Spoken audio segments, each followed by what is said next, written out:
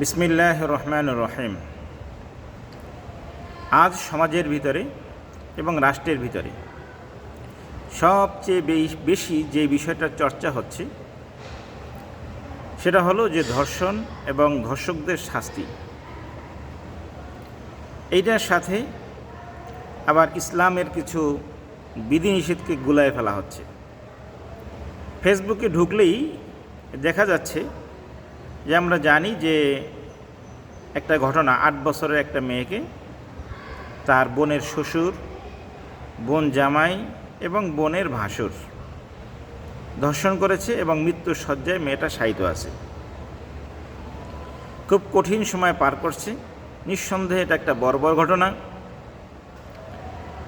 আমি এটার প্রতিবাদ করতেছি, নিন্দা জানাচ্ছি এবং নিন্দা জানানোর ভাষা আমার কাছে জানা নেই। এবং যারা এই কাজ করেছে তাদের দৃষ্টান্তমূলক শাস্তি একদম স্টেডিয়ামের ভিতরে রেখে তাদেরকে পাথর মেরে তাদেরকে হত্যা করার দাবি জানাচ্ছি। আমি যখন এই দাবিটা জানাচ্ছি,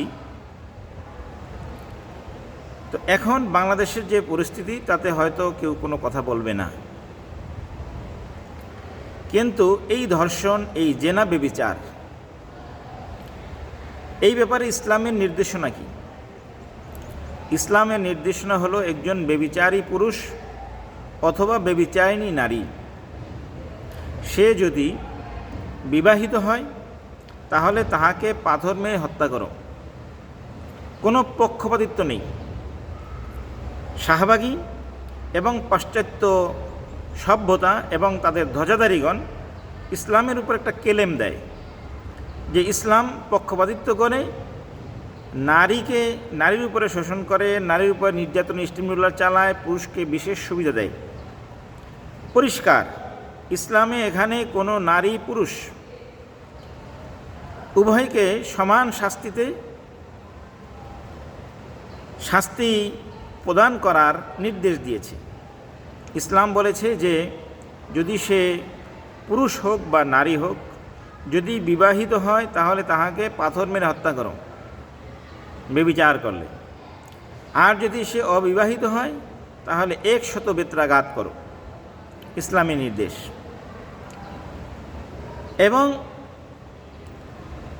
যখন এই কথাটাকে বলা হবে যে তোমরা জেনাকারীকে এই শাস্তি দাও,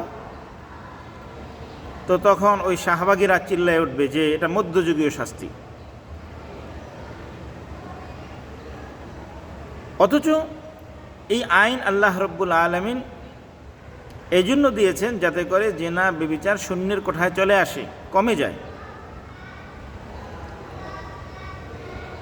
এক্ষেত্রে ইসলাম একটা কথা বলে যে সেটা হলো যে পুরুষকে চোখ সংযত করতে এবং নারীকে নিজের সৌন্দর্য লুকায়া রাখতে, যাতে করে পরপুরুষের সামনে তার সৌন্দর্য প্রস্ফুটিত না হয়।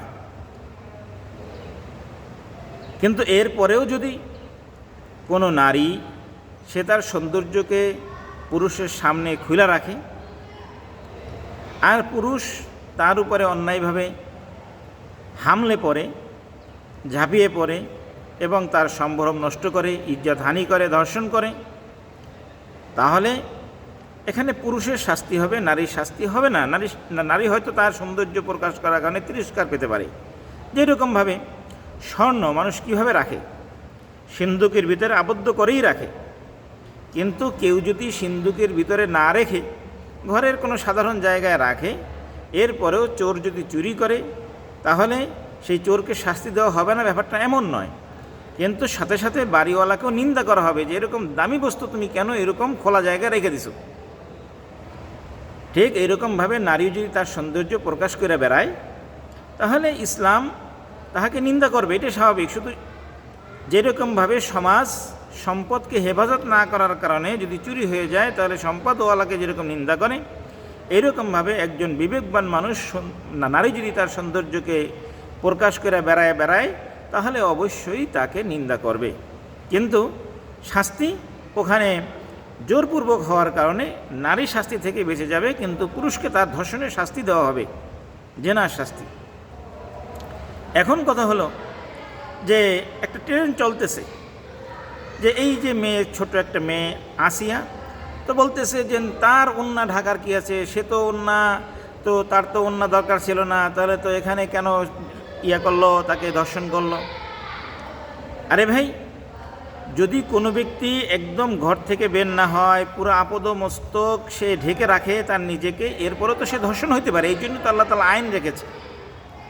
যদি এরকম হতো যে ওন্না পড়লেই সে, যদি বিষয়টা এমনই হতো যে ওন্না থাকলেই আর ধর্ষণ হবে না, ওন্না থাকলেই আর কোনো এরকম তো নারী হ্যারাসমেন্টের শিকার হবে না, তাহলে আল্লাহ রাব্বুল আলামিন বলে দিতেন শুধুমাত্র নারীদেরকে ওন্না পড়তে, বোরকা পড়তে, তাহলে আর কোনো শাস্তির কথা হতো না।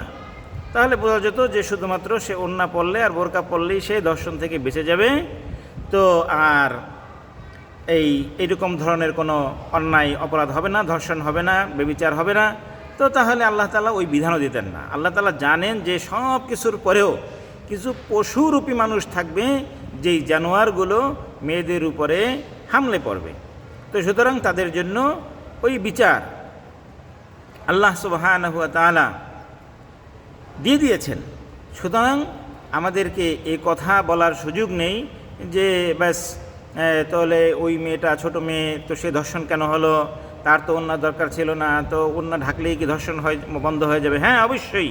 যদি শালীনভাবে মেয়েরা চলে তাহলে এই অন্যায়, অপরাধ, ব্যভিচার এগুলো শতভাগ না হইলেও আমি চ্যালেঞ্জ করে বলতে পারি 90% বন্ধ হয়ে যাবে ইনশাআল্লাহ। সুতরাং আসুন, আমরা দুনিয়ার কোনো তন্ত্রমন্ত্র, কোনো আইন, আদালত আপনাকে এই ব্যভিচার থেকে, অন্যায় থেকে, অপরাধ থেকে আপনাকে বাঁচাতে পারবে না, যতক্ষণ পর্যন্ত না আপনি দ্বীনের উপরে, ইসলামের উপরে আসবেন। সুতরাং আসুন, ধানাই পানাই বন্ধ করুন, ইসলামের অনুশাসনে আসুন, এবং সামনে যে বাংলাদেশের একটা বাক পরিবর্তনের একটা সুযোগ আসতেছে, ওই সুযোগে আমরা ইসলামের পক্ষ গ্রহণ করি, যাতে করে আমরা সংসদে কোরআন সুন্নাহ ভিত্তিক আইন পাশ করে বাংলাদেশকে শাসন করতে পারি। আল্লাহ তাআলা তৌফিক দান করেন।